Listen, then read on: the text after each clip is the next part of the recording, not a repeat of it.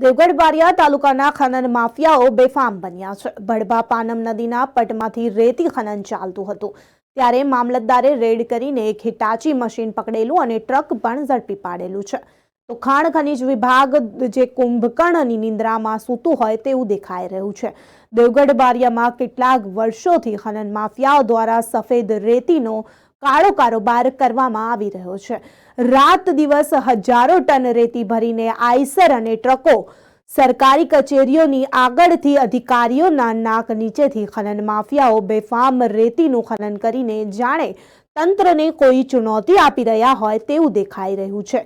ત્યારે આ રીતે બેફામ થતા ખનનને લઈને ખનીજ ખાતું હજુ પણ ઘોર નિંદ્રામાં છે। ત્યારે આખરે મામલતદાર અને તેમની ટીમ દ્વારા ભડભા પાનમ નદીમાં દરોડો પાડતા એક હિટાચી મશીન અને આઈવા ટ્રક પકડી પાડવામાં આવ્યું છે।